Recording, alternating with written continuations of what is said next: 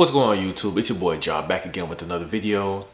This video is just going to be my initial thoughts about the S10 line, mostly the S10 Plus, just because that's the one that I currently have.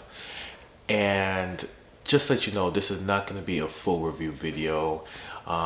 There are so many videos out there about the device. It's been leaked way before it came out.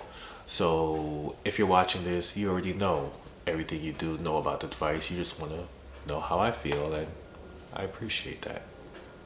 Now, one of the big things about the S10 line is the front camera hole punch out, cut out, which, hole punch, whatever you want to call it.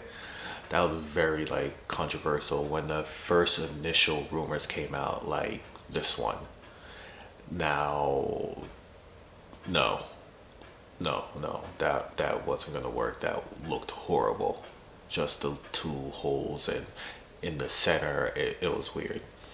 But later on, we started getting the later rumors of it being to the side and the S10 Plus having a little pill shape, and we were like, okay, that looks better. And I never had a problem with that. Like, some people were like, but I never had a problem with the whole cutout. Now, thank God that's the one that we got. But I gotta say that this camera is pretty good. Now, it's not pixel good. Like, there are people that carry around the Pixel just for the camera, and they have their daily phone. But this camera is pretty good, and the features, the things that you can do, it's really a good camera if you're somebody who doesn't really take a lot of photos, like someone like me. Like, I don't really take really artsy photos. Like, every so often I'll take a photo and I'm like, yo, that came out pretty good. But this camera just makes me want to just go and take random photos sometimes, of the sky, of the water, or a plant. I don't know, I'm taking photos of a plant, but it looks nice. But that's the thing about this camera that I actually like about it. It's easy to use. You can make some great looking photos, and it's simple. Now, I'm coming from the S8 Plus. Now, I never got the S9 because I felt like it was never really a worthwhile upgrade. And that's how I felt about my S6. I never got the S7 because I never felt like it was really a worthwhile upgrade. I know there's things here and there with the S7 and S9 that were, little tweaks and upgrades that, would make the phone a little better. But I just felt like, for the money you're gonna spend, it wasn't really worth it. Now, I was thinking about the S9 a little bit later on when the initial rumors came out about the S10. And I was just like, I might as well get the S9. But then we started hearing more rumors. And I'm like, let me hold off and wait. And I'm glad I did. Now, one thing with the S8 that, I gotta train myself not to do was the fingerprint scanner on the back. And honestly, I never had a problem with it right here. I know a lot of people said they didn't like it just because you would touch the camera. But again, like I said, I never really took pictures like that. So if I wanted to take a picture, I just simply, wiped it off, took my pictures, went about my day. Now that brings me to another thing that I have with the S10 is one of the big selling features is the in-display fingerprint scanner. And for me, it's a hit or miss. Like, I've put my finger on it, I feel like I fully put my finger on it, and sometimes it doesn't work. Like, I have to be like, oh, press harder or something like that. And I'm just like, okay. So sometimes I end up just using the little swipe code or whatnot. I don't even know what you call that thing. But I end up using that. With the S8, it was very few times that it didn't work. Like, probably a few times that it didn't work where I would just get out the shower, I want to check my phone, and my finger was just a little moist or a little damp or anything like that. It wouldn't work. I just put on a towel for a couple seconds, boom, and I'm in. So it's really rare that it didn't work. But the in-display one, I don't know, maybe it's just a learning curve and something I get used to, and I gotta stop remembering and muscle memory that my fingerprint scanner isn't on the back anymore because I tend to reach around there trying to unlock my phone.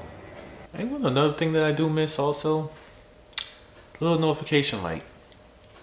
Like, you wouldn't think that you would miss it, but you do. And if you didn't know, the S10, it doesn't have the little notification light in the front anymore. So you won't really know if your phone's, face up. If you get a notification, you can't walk by and be like, oh, okay, there's nothing to know that you have a notification or anything. But for me, I really don't have that problem because I'm usually wearing my Galaxy Watch, my Gear S3, so I get notifications on there, so I'll know if I have a notification. But it's charging. That's the thing. Because when you plug your S8, S9, 7, 6 in, you would get a little red notification to know that your phone is charging, and then a green one to know that it's fully charged. But what about if you're wirelessly charging your phone? You wouldn't know that it's being charged. You put your phone on the wireless charger, it's charging, and what if the phone just happens to slide off or it gets bounced to the side? You won't know that your phone is charged. So when you pick up your phone, you're thinking like, okay, yo, my phone's on 100% right now, and it's on 40, or it's on 30, and you're going out for the rest of the night, and it's like, yo, why? Or if you plug your phone in, then you get the initial noise, a little bloop, or whatever. Or you see the little animation at the bottom that you plugged your phone in, but what if your phone goes, just unplugs or something, or who knows what could happen. But that little notification light missing, I don't think that's a good idea, Samsung. Yo, what's up with the power button though? Like, Samsung, why is it so high? Like, it's way up there. Like on the S8, S9, it was in thumb's reach. Now it's like you have to shimmy the phone down to reach it. It's just like little things like that. I don't know why, but I'm sure when Jerry rigs everything, opens up the phone, he'll probably explain like why it was moved up, maybe to make room for something, maybe for the battery, the 4100 milliamp battery. It could be for that, but that button placement, it's kind of high. Like, if you want to move a button, move Bixby. Like, move it off completely. Yeah. But I use mine for Google Assistant, so. But really, I've been loving this phone so far. Like, it's snappy. That Snapdragon's snapping away. The lightness of the phone is really weird since it's like a bigger battery, but the phone's lighter than the predecessor. So that's really kind of weird thing to notice. But overall, the phone's a beautiful looking device. Like, you can't lie about that. It looks beautiful, but it's not perfect. No wrong, it's not perfect. There's little things that I feel like someone would like, on their perfect phone, and for me, it's not a perfect phone. Now, those things were fixed. It could have been perfect, but this is what we got. We just gotta adjust, right? I am.